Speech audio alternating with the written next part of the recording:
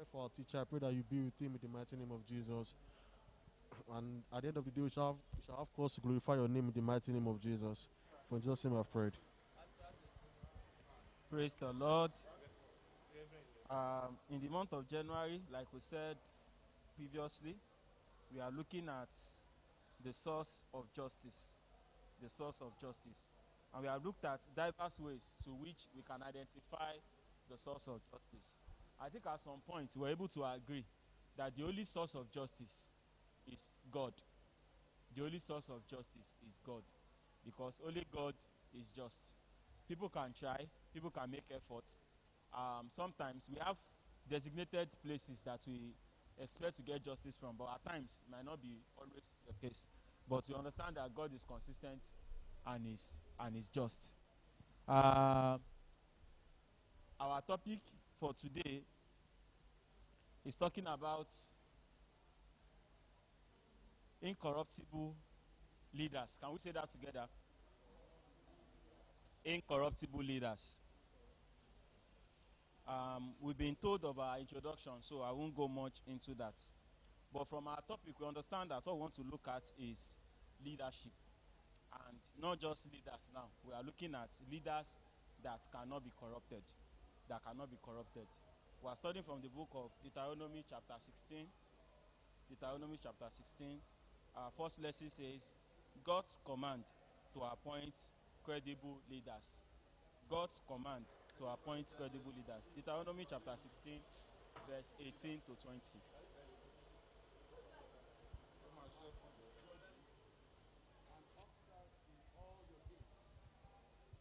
Which the Lord your God gives you, according to your tribes, and they shall judge the people with just judgment. You shall not pervert justice. You shall not show partiality, nor take a bribe. For a bribe blinds the eyes of the wise and twists the words of the righteous. You shall follow what is altogether just, that you may live and inherit the land which the Lord your God is giving you. Thank you, sir. God's command to appoint credible leaders. One thing we can introduction is that leadership is very critical in every sphere of our life. Even the Bible says that when you strike the shepherd, what happens to the sheep? The sheep will scatter. Abi? So we understand that when there is error in leadership, it affects it. And like it mentioned in our introduction, that in Africa, one big challenge we have is leadership. When it comes to resources, God has blessed us. When it comes to amenities, God has raised people for us that have actually put all of those things in place. But one thing that is lacking is the issue of leadership. And in our lesson, they told us that if the leader is sick, that happens to be the head, then every other part of the body is what? Is sick. It's just like when someone is having a headache. Abi, you cannot say, let me put this head aside, let my other body be functioning. Abi? So it means it affects every other part of the body. So when we don't get it right with leadership, then there become a problem. Prior to verse 18, we saw God talking about provision that he has made. He talks about 3 different kinds of feasts that people should have, of the food, of the week, of the earth, that people should have in terms of what they should do by setting food aside, feasting together, feasting together, how they should bond and all of that. Meaning, when it comes to resources, God always provides. You don't have to worry about that one. You don't have to worry about that one. But there's something that God has put in the hands of man. Is choosing your leaders. He has provided resources. But we choose our leaders. And here, from where we started, it tells us that, he said, you must choose judges and officers from each tribe in every town that the Lord gives you, that must judge the people in a way that is fair. One thing that is also very critical about leadership is that if the process that brings in a leader is faulty, then the leadership in itself will be what? Will be faulty. If somebody becomes a leader by a way of a rigged election or election malpractice, you can have an, even if that person wants to say that I'm a good person, so long as the process that brings you in is faulty, those things will haunt you and will haunt your leadership all the days of your life. Because at some point, what the Bible was telling us about bribe, you will have tried to make some people happy, the way we put it in our world today. You have tried to make some people happy. Those people that you have made happy know that you owe them something, and they always come for favors. Abi, we know the role you played, although you know that they are not capable to do this role, but because they made you happy, you need to also do what? Make them happy in return. So when a process that brings in a leader is wrong, then that leadership too will become faulty. And what you can see here is that it looks as if God even supports the process of democratic leadership. He says, pick a leader amongst you from every town. That talks about equity. From every town. It means from every household, from every one of us that are here, we have representatives. Just like the way we have our parliament today. We have the House of Rep, we have the Senate. There is no constituency that will say I'm not represented. Even if the person decides and go there to decide not to represent you. In the eyes of the government, they have been fair. Because they make sure that when matters concern any state, you have somebody that will speak for you there. That's the whole essence of having it. Because if we talk about an issue that happens to be from a place where Brother Ade is from, the Kindami that is not from his own place might not understand what happens that will have triggered the action that he took. But he that is from that place can give a background and say, that is actually where I'm from. I know how that place are. So I can understand why this thing is going like this. So that is for equity. It says, pick, and those are the ones that must judge the people. And they also say that they must be fair. They now say, you must do what is right for every person. You must not accept a bribe. A bribe may stop a wise man from knowing what is right. It can make even a good person say something that is not true. One thing that we expect from our leader is that he said they must be fair, right? Because we have chosen them such that they can support us, they can help us, they can speak, they can be a good representative of us. Number two, it says that they must do what is right to every person, right? Then number three, it also tells us that our leader that we appoint that will be credible, they must also not accept bribe. A credible leader must not accept bribe. A credible leader must be fair, must be right, must do right to every person, and must not accept bribe. Just like I've said earlier, the way bribe flows, it does not end easily. It can become a major problem. It can become a major problem that will no longer, that can actually make a good person to say what is wrong. And that's what the Bible has told us here. Because if you have at any time, you try to shift ground, at the end of the day, you might have cause to continue to shift the ground all of the time, just to cover up what has been done before. So, when we pick credibly, that said you must not accept bribe.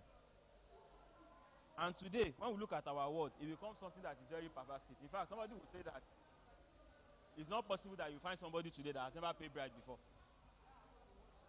I heard somebody say that before. They say it is very rare that you find somebody that has never paid bribe before. But some people will define it and say that I did not pay bribe. He asked me to pay money. Is it not it? For instance, police officer stopped you. All your documents are complete. Your vehicle is okay. The man still say you must roger us. That is extortion. But police has collected what from you? Has collected money from you. Or you are driving. Okay, I remember one day I was driving home and then we were stopped by road safety. He asked for my driver's license. I gave him. He asked for the vehicle particulars. I gave him. He said he wants to see spare tire. I showed him. He said he wants to see a Sigusha. I showed him. He checked everything. He now stood. Later, he announced I should enter my car. I thought he has left us to go. I entered the car. He said, you are not going yet. Put your car in reverse.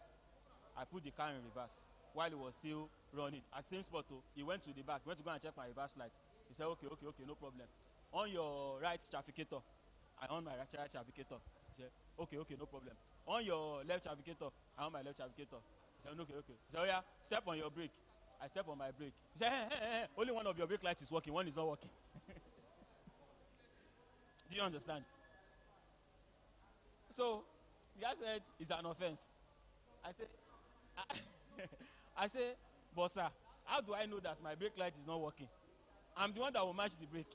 How will I know what is going on behind me? He said, when you wake up in the morning, you go and look for a block and put the block on your brake. Then you go to the... I said, oh God, do you know where I'm living? I said, I live after Aja.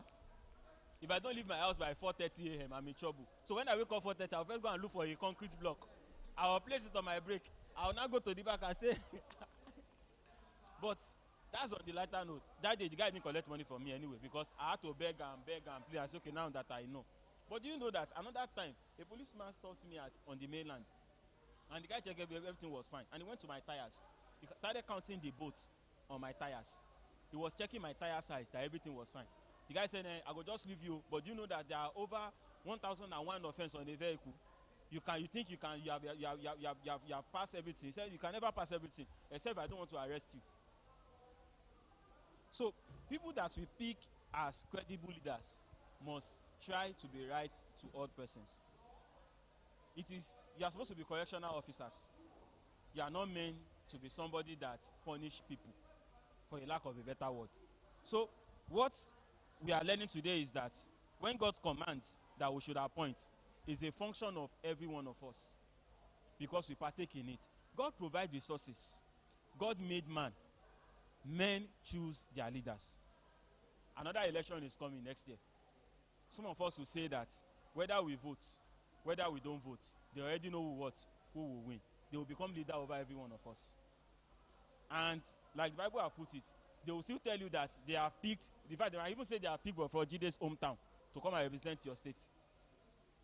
They will definitely pick from your different locations. Whether you don't live in your hometown, even if you live in Lagos, your constituent, they will still say they are picked from somebody. But we have to be what? We have to be part of the process. It's part of our living and our existence. And in the last verse that ends it, verse 20, it says, always be good and fair when you judge. If you do that, you will live and you will really enjoy your country. This is the country that the Lord your God is giving to you. The last charge is now for leaders. And I look at it. Any one of us can be appointed to the position of a leadership. In fact, some people will say, what am I leading? Do you know that every one of us, we are leader in our own capacity? Some of us, we are our own leader. Some people does not know how to lead themselves well. You know that this thing, if I eat it, is not good for me, yet you see eat it. Do you need a president to come and correct you in that regard? There are some certain decisions you need not to take. You are the leader of your, like they say you are the captain of your own ship. You know the right decision, but you will still go and act in that, but you know the repercussion. When you now get to the point of you get married, you now become the leader in your home. Are you credible? By the time you become a wife, one way or the other, you are co-leader in your house. Are you credible? By the time you now have children, in fact, the community is getting what? It's getting larger. Are you credible? Even for those of us that we are maybe elders in the home, are we credible? Maybe that's not the kind of leader the Bible is telling us to appoint. But leadership is everywhere. But it's telling us that we play a vital role in choosing leaders. And what is important is, for everything God expects, for the kind of life God wants us to live, He wants us to choose credible leaders. And that is where everything will be fine. Look at how we close that part. He said if you are a good leader, He said you will live in that country and you will enjoy it. Why does our president always have to fly to UK anytime he's not feeling well? The Bible can't be too wrong. If your health sector is fine, what are you going to go and do in the UK? If something happens now, bam, some people already have dual passports. What happens? The next flight, they are out. Even the people that we have chosen as leaders, as our rulers and our judges.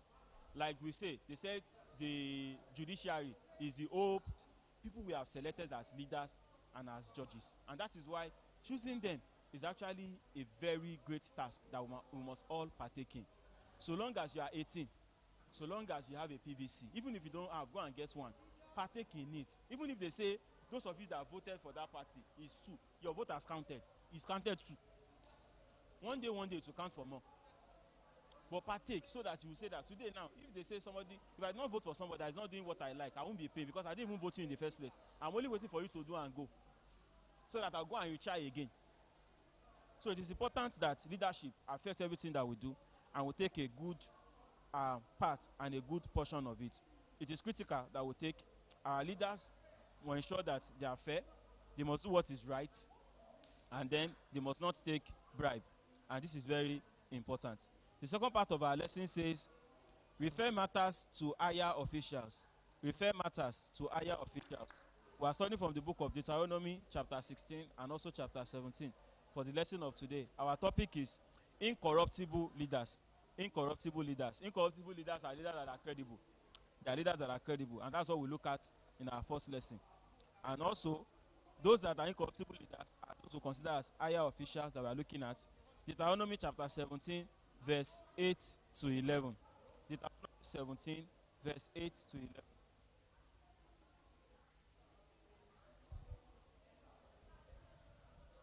If a matter arises which is too hard for you to judge, between degrees of guilt for bloodshed, between one judgment or another, or between one punishment or another, matters of controversy within your gates, then you shall arise and go up to the place which the Lord your God chooses, and shall come to the priests, the Levites, and to the judge there in those days, and inquire of them. They shall pronounce upon you the sentence of judgment. You shall do according to the sentence which they pronounce upon you in that place which the Lord chooses. And you shall be careful to do according to all that they order you, according to the sentence of the law in which they instruct you, according to the judgment which they tell you. And you shall do. You shall not turn aside to the right hand, or to the left from the sentence which they pronounce upon you. Thank you, sir. Refer matters to higher authority. Just like we saw in the life of the children of Israelites, in our own day too, they say conflict also reflects the presence of growth. If you are the only one that is living in the house, people will not hear noise much from that house, because you only wake up, bath, eat, and go out. When you come back, people might not even know that you are at home unless they see you. By the time you marry, people will know that there are people living in that house. You know you are expanding, you are growing. Now you are no longer one, you have expanded. People want outside, madam, I don't like that thing that you did yesterday. They started hearing your voice. By the time children come in, they will hear what? Voices. So as you are growing, they might also be, that boy did one thing or the other that I don't like. So in our day-to-day relationship and interaction with one another, there are bound for us to have one or two issues. And that's what the Bible is pointing out here. Remember that the children of Israel, they have moved from Egypt. And then they moved to the land that God has prepared for them. And even as they were going, there were certain experiences that they've had. And also while you are within people, there are occurrences or things that will happen amidst you. And how you need to settle it is what they are being taught here. And from where we have read, it told us that it said, it may be difficult for judges in your town to decide between good things and bad things. This may happen when one person has attacked the other person. I think in KJV said, what is the case of bloodshed? Blood and blood. So another version calls it bloodshed. When bloodshed has happened. And it's difficult, maybe within your hometown. You know, within an hometown, you have Bale or local community leaders, or what you call Bale. Or you might even have maybe family, depends on what you have. Or maybe something like a customary court. When probably within that community, maybe there are certain things the village people, they say, that probably might not be so, the way they view it within the community might differ. But you might not be able to agree. Instead of now escalating to something that is more, they say, okay, take it to a higher authority. He said they might not be able to conclude on things like that. He said it may happen when people cannot agree about a house or some field. You must bring those people to the place that the Lord your God will choose. Not where you will choose. Where the Lord your God will choose. He said you must go to the priest from the tribe of Levi and to the judges that you have chosen. Ask them to decide for you. Ask them to decide for you. Remember, before these people are being seen as the higher authority or official, credible to judge this, he told us that we must pick them that are credible first. So we have addressed the case of whether they will do it right or not. And they have told us their qualities. Such that when issues now happen, because you will still need them. Because you will still need them. So, because matters will always come up. And he says when it has to do with bloodshed, or if it has to do with fields or with houses, you still need them. So he says, take this matter to them. In verse 9, he said, you must go to the priest or Levi that I have chosen for you, Ask them to decide for you. Then you must obey them in the place that the Lord will choose for you. Be careful to obey all their words. You must do the things that they teach you. You must agree to what they decide. Obey their words completely. Obey their words completely. Because now we can see that the Bible has put in place the standard for us to follow when matters happen. When it happens within us and we cannot resolve it, do not take it to the line of authority, because from time we have already chosen who these people are and we know that they are credible. So now, anything they say must be binding. And that is why it is important, because we will see the repercussion in our third lesson. That is why it is important that the role, the appointment, or the election of leader, it is very crucial. It is very crucial. Today, even if you say that you don't like President Buhari, if President Buhari said that nobody should go out, you don't have a choice, you must not go out. If they say the penalty for going out is there, they will kill you. Has he done wrong? He has not done wrong. Even the Bible told us that we should respect those in higher authority, because he has set a standard for us. That's why it is very crucial that we partake in this process. And there are steps that we must follow in addressing these things. We must not violate those processes. Like during the time of lockdown, they said nobody should go out. Whatever they say, because they are the ones that have been selected into that position. And we must be careful enough to follow through and to listen to it. And when this matters, when these verdicts are passed, it says we must follow through. It is not in our place to question it. It is not in our place to now say how we did this. Like some people today, because you have had cause to take a matter to a pastor before, and you feel the pastor did not judge in your favor, your perception toward that pastor since that day has changed. He's no longer a correct pastor. He does not know how to preach again. Because you have taken a case to a deacon, and you say, look at what Lagwaja did. You know, it's because I respect you. Ordinarily, I would not have come to you, but I know that you will do it correctly. By the time Bro Deacon Damina gave his verdict, he did not support you. And we know now, even before they chose you as deacon, we know your person. Because they have made you deacon, I think you are better. We know you. I know that's what you say. I'm not surprised. He says, you must obey what they have done. You must obey their instruction. You must obey what they have carried out. And truly, when they were choosing deacon in this church, didn't we do election? We didn't do election. Are we not asked to partake in it? So because it is important that their role is crucial in our day-to-day life, that is why he has already advised us on how to go about it. So let's change our mentality. Let's change our perspective. Because if you are looking for justice, we must partake in the appointment of credible leaders. If you are looking for justice, we must be obedient followers. And we must take the rules and also what is coming from our leaders. We must follow the steps and follow the pattern. And don't forget, that in a place where God has chosen for you. The last part of our lesson. Penalty for disobedience.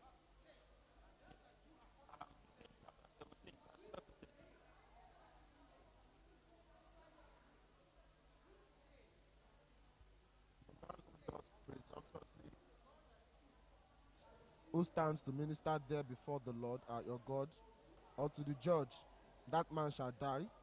So you shall purge the evil from Israel, and all the people shall hear and fear, and not act presumptuously again. Thank you very much. You can see what the Bible says. It said, now we look at the first step of it, which is the appointment.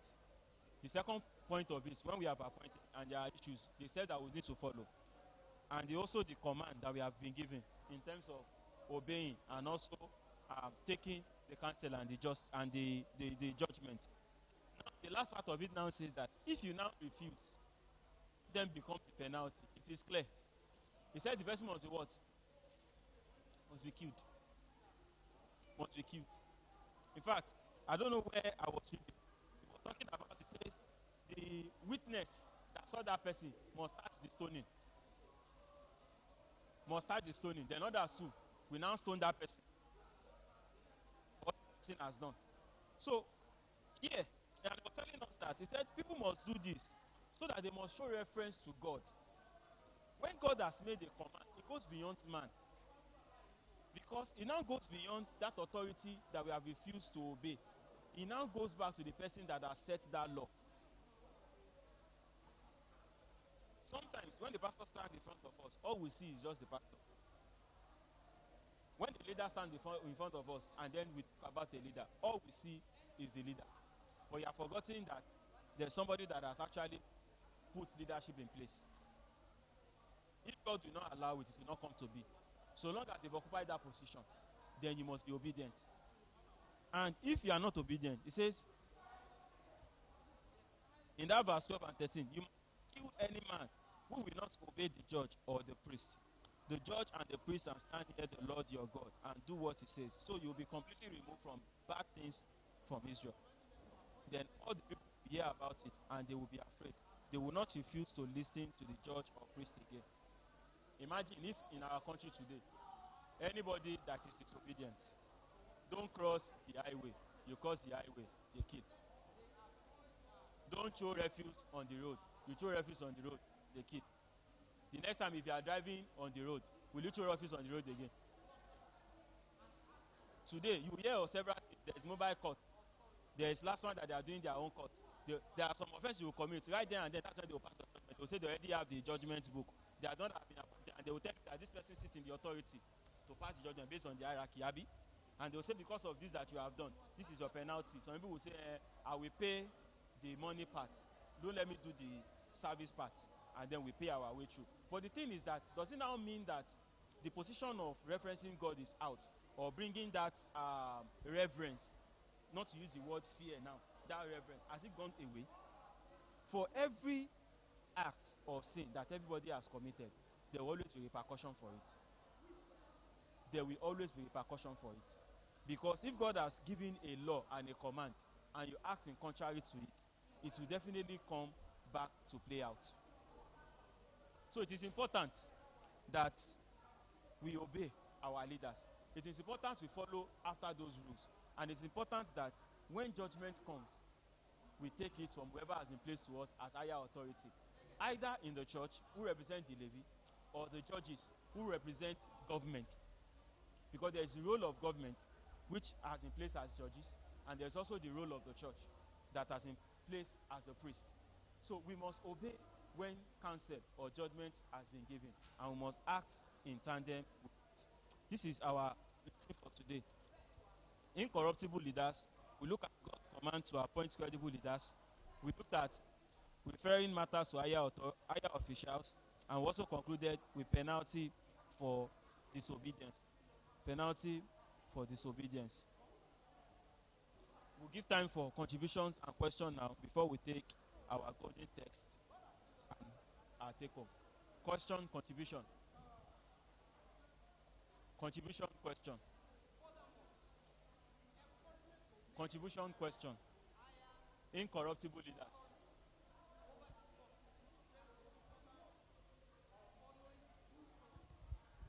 Okay, so my contribution is based on the teaching of today, incorruptible.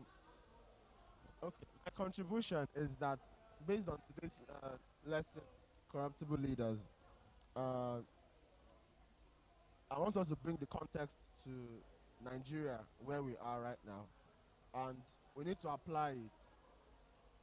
The era of saying that we have bad leaders, they are not accountable for. We all know that as a result of this, most of it, one major reason is that people àwa get teachers ẹ jẹ́ ká máa mú ẹ̀kọ́ wa wá sí ìparí ká lè fi àyè sílẹ̀ fún ìbéèrè ní kíláàsì wa.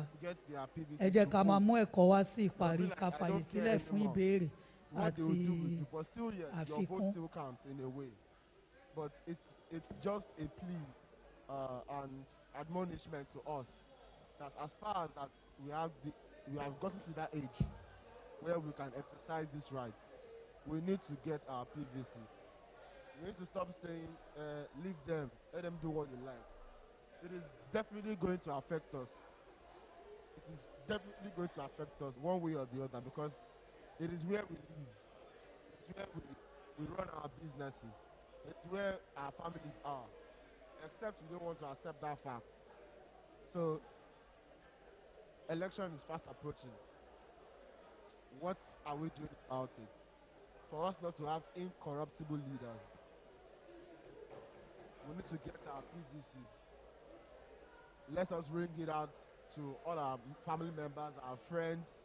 It's very important so that we can get the rightful leaders that we hope to attend to get and hope for a better Nigeria. Thank you. Well, I would like us to look at ourselves as individuals. Because today we are looking at incorruptible leaders, right? And the Bible specifies how we can be incorruptible. Now, as individuals, the Bible has made us to understand that bribe will make us to be corruptible. And bribe can come in so many ways. You know, bribe is just for me to pervert justice. You know, there's difference between bribe and extortion. But when I have done something wrong, and I don't want to face the consequence, then I can bribe the judge so that I will not face the consequence. However, it may not just be like that. It can come in another way. Let's say you are a procurement manager or facility manager. And you know there will be competition between, let me say, clients or let me say, is it customers, those who provide services to you. And one person keep giving you gifts. Every time he brings gifts, he gives you gifts. Anytime there is a maintenance work to be done in your workplace, who will you think of first? The one that gives you gift. So the person has been bribing you one way or the other. Let me bring it to myself.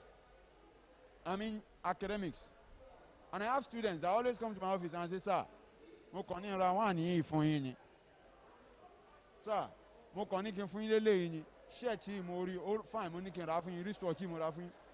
When I am marking their script and I see that the students score a low grade, what will happen to me? I'll start thinking about it, right? So bribe can come in so many ways. So in such a way, you will say, you will stand. Don't give me gift. I always tell my students, I don't need your gift now.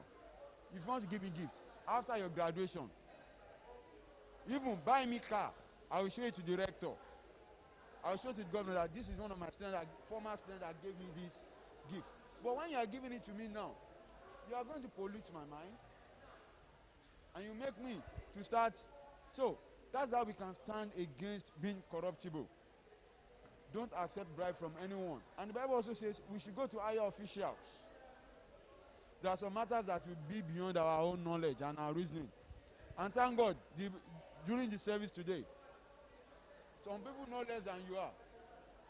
Some people, the Bible says, go to people that know more than you do. And now, it specifies those you are going to go through. The Levites, the priests, that is seeking God. In some matters, seeking God. Not just using human knowledge and wisdom. God will help us. Thank you very much, sir. So it is quite important that we ourselves, because anyone can be a leader. If we have credible followers, maybe it should not be so difficult to pick a credible leader. So we all have a role to play individually. You know, there's something they usually say that there's a contempt of court. Even if you are not the offender, and you go to court today, and you misbehave in the courtroom, the judge can say, and they can do what? They can say, so it's similar to what we were talking about when he was saying that people that act in contempt to what has been said by those that God has set in authority. So there's a question here for us. He said, is death sentence for erring people still relevant? If no, what are the best ways to punish offenders? We all hear the question. Is death sentence for erring people still relevant? If no, what are the best ways to punish offenders? Remember we said it earlier that those who show contempt to judgment, he said they must put them immediately, right?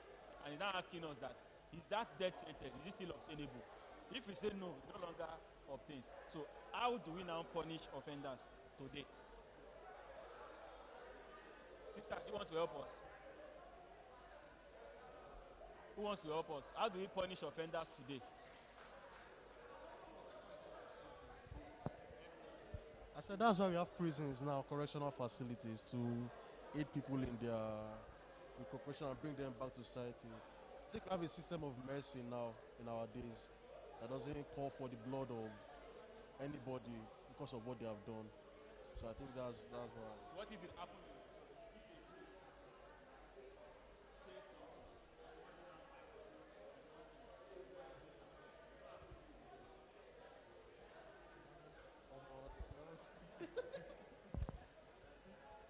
The counseling. So we have the counseling department, whereby, yeah.